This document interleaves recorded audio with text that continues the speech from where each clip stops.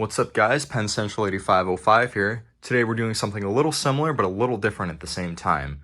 We're taking a look at two Marx train sets.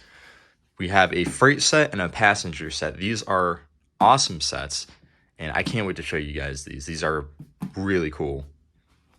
So we're going to start off with this freight set here. Now you can see that the markings are very faded and you can just barely make out what's on there. But you know, that's okay. This is still the original box. And yes, it is damaged, but we're not here for perfection. Let's get this opened and show you all what's inside. All right, we got the box open, and as you can see, there's some stuff in here.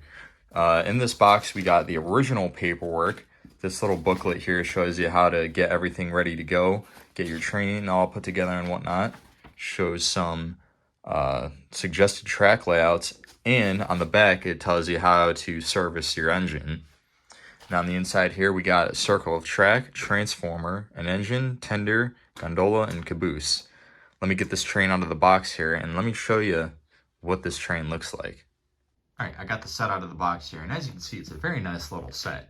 You got a Canadian Pacific style steam locomotive, a New York Central tender, a number 552 Rock Island gondola, and a number 556 New York Central caboose. This is a nice little starter set. All those cars are the 6-inch tin litho cars, and it's a nice little set. A little side note about the engine here, this has a lot of wear on the engineer's side, and also it is missing the marker lights, which, I mean, yeah, it's not great, but at the same time, I'm not bent up about it because it's really only cosmetic and does not affect the performance of the engine. So there's my little 2 cents on that. All right, and one more thing before we move on. This is really more for people who are not familiar with Marx. These particular cars use what's known as a tab and slot coupler. As you can see, you have your tab here, and on the top is a slot. And the way you couple these together is very simple. You just take the tab and drop it directly into the slot. There you go, you're all coupled together. Now, one more thing. These couplers will not work with your standard Lionel, MTH, and all that knuckle couplers. These ride way too low for them to be able to drop into the knuckles. So if you're going to be running cars with these couplers, you can really only run cars with these couplers or run with Marx knuckle couplers. All right, let's move on to the passenger set. As you can see, this box is in much better shape. You can actually read what's on there, and this is going to be a pretty cool set. Let me get this box open to show you all what's inside. All right, got the box open, and as you can see, this is much different. You have a engine, 2 coaches, and an observation car.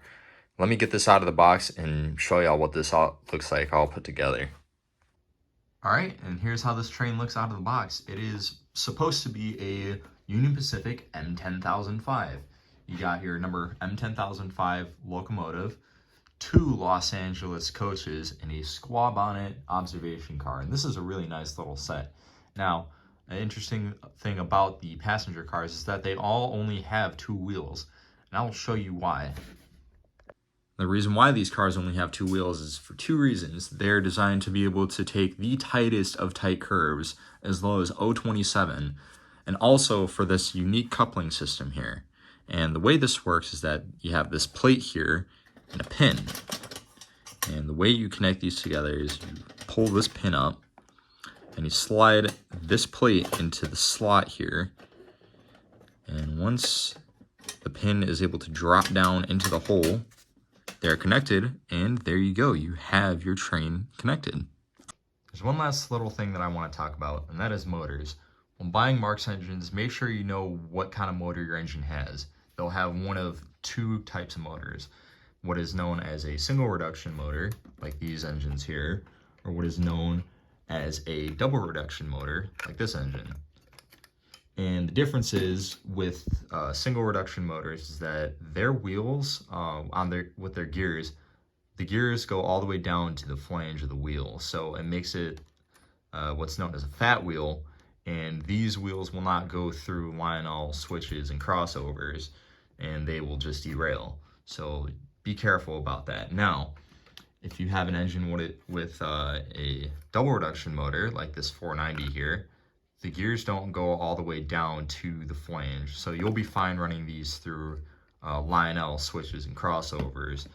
But if you want to run engines with a single reduction motor optimally, run it on a loop of track that either has no switches whatsoever or uses Marx switches.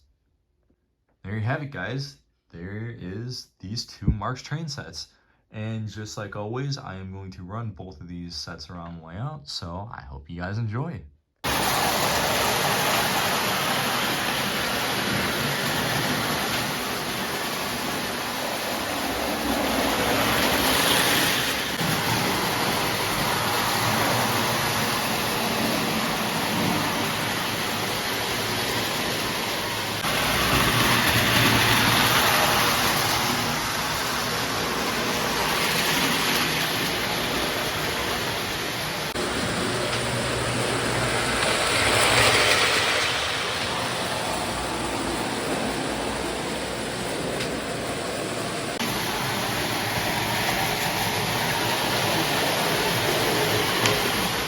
There you have it, guys. There's these two great Marx sets. I want to thank you guys so much for watching, and everybody who's subscribed, I want to thank you guys too. You guys are awesome. As of recording of this video, I am almost at 130 subscribers, which, I mean, that is awesome. For me, that's just kind of mind-blowing with, you know, how small my channel is on YouTube. So thank you guys so much, and I hope you all have a wonderful day. This is Penn Central 8505, out.